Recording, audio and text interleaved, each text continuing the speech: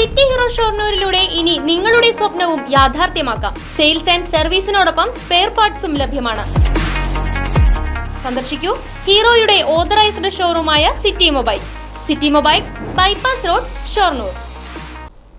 ഒറ്റപ്പാലം താലൂക്ക് ആശുപത്രി സൂപ്രണ്ടിനെതിരെ നടപടി ആവശ്യപ്പെട്ട നഗരസഭാ കൌൺസിൽ യോഗത്തിലാണ് നടപടിക്കായി സർക്കാരിന് കത്ത് നൽകാൻ തീരുമാനിച്ചത്. ഭരണകക്ഷിയായ CPM-ഉം പ്രതിപക്ഷ കക്ഷികളായ കോൺഗ്രസ്, BJP കൌൺസിലർമാരുടെ ആവശ്യപ്രകാരമാണ് നടപടിക്ക് സർക്കാരിനെ സമീപിക്കുന്നത്.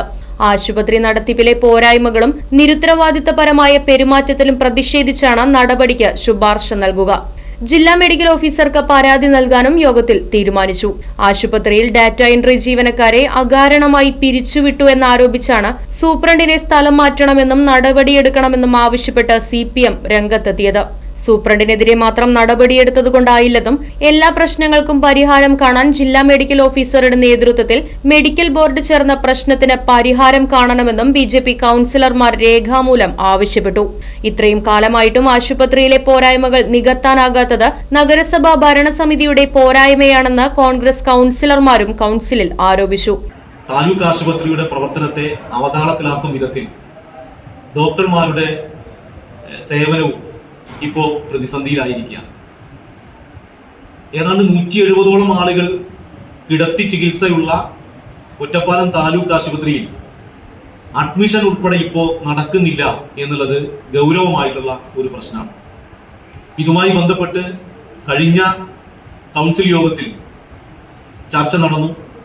അതൊരു അടിയന്തര കൗൺസിലാണ് എന്നുള്ളത് കൊണ്ട് തൊട്ടടുത്ത കൗൺസിൽ, ജനറൽ കൗൺസിലിലേക്ക് ഈ കാര്യം ചർച്ച ചെയ്യണം എന്ന് തീരുമാനിച്ചു. ഒറ്റപ്പാലത്തെ നഗരസഭാ കൗൺസിലിലെ കക്ഷി രാഷ്ട്രീയത്തിന് അതീതമായി താലൂക്ക് ആശുപത്രിയുടെ സേവനം മെച്ചപ്പെടാൻ, അതിൻ്റെ പ്രവർത്തനങ്ങൾ ജനങ്ങൾക്ക് സൗകര്യപ്രദമായ രീതിയിലേക്ക് മാറാൻ എല്ലാ വിധത്തിലുള്ള പിന്തുണയും കക്ഷി രാഷ്ട്രീയത്തിന് അതീതമായി നമുക്ക് ലഭിക്കുകയുണ്ടായി. അതുകൊണ്ട് തന്നെ ഈ താലൂക്ക് ആശുപത്രിയുടെ പ്രവർത്തനം അവതാളത്തിലാക്കാൻ നേതൃത്വം കൊടുത്ത താലൂക്ക് ആശുപത്രി സൂപ്രണ്ടിനെ മാറ്റുന്നതിന് വേണ്ടി നടപടിയെടുക്കണം എന്നാവശ്യപ്പെട്ടുകൊണ്ട് സർക്കാരിലേക്ക് കത്ത് നൽകുന്നതിന് വേണ്ടി കൗൺസിൽ ഇന്ന് തീരുമാനിച്ചിരിക്കുകയാണ്. എന്നാൽ അജണ്ടയിലില്ലാത്ത വിഷയത്തിൽ ചർച്ച നടത്തി തീരുമാനമെടുക്കുന്നത് ശരിയല്ലെന്ന് കാണിച്ച് മുസ്ലിം ലീഗ് കൌൺസിലർ വിയോജിപ്പുമായി രംഗത്തെത്തി.